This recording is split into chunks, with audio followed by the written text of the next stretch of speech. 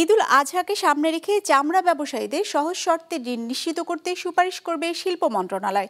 এজন্য বাংলাদেশ ব্যাংককে চিঠি দেওয়া হবে বলে জানিয়েছেন শিল্পমন্ত্রী। রোববার রাজধানীতে চামড়া শিল্প খাতের টাস্ক ফোর্স কমিটির বৈঠক শেষে তিনি এসব কথা জানান। বলেন, সাভারের চামড়া শিল্প নগরীর জমির মূল্য পরিশোধে আর সময় বাড়ানো হবে না। ওয়ালটন ফ্রিজ কিনে অনেকের মতো আপনিও হয়ে যেতে পারেন মিলেনিয়াল। সেরা পণ্যের সেরা অফার। সাভারের হেমায়েতপুরে ধলেশ্বরী নদীর পাড়ে এই শিল্পনগরীর যাত্রা শুরু 2017 সালে। 200 একর জমিতে 162টি ট্যানারিকে জমি বরাদ্দ দেওয়া হয়েছে, যাদের মধ্যে 141টি প্রতিষ্ঠান কারখানা চালু করেছে। প্রতি বর্গফুট 499 টাকা হিসেবে এই জমি বরাদ্দ দিয়েছে বিসিক। যদিও তার দাম এখনও পুরোপুরি শোধ করেনি ট্যানারিগুলো। হিসেব বলছে এখনও 200 কোটি টাকার মতো বকেয়া আছে। মালিকরা বলছেন পাওনা পরিশোধ করার মতো সক্ষমতা নেই তাদের। কেউ যদি 31 মে দিতে না পারে তাহলে সে 5% বা 10% সেই ইন্টারেস্ট আপনার দিয়ে দিবে, কিন্তু আপনার জরিমানা তো এখানে আপনার কোনোভাবেই প্রাসঙ্গিক না।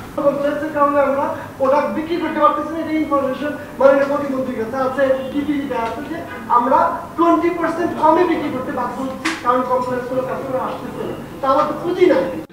যদিও অনুষ্ঠানে জানানো হয় জমির দাম পরিশোধে 31 মে পর্যন্ত সময় বেঁধে দেওয়া হয়েছে, যা আর বাড়ানো হবে না বলে জানিয়েছেন শিল্পমন্ত্রী। তবে একই সাথে কোরবানির আগে এই খাতে নগদ টাকার যোগান যাতে সংকটের সৃষ্টি না হয় সেজন্য সহায়তার আশ্বাসও দেওয়া হয় বৈঠকে।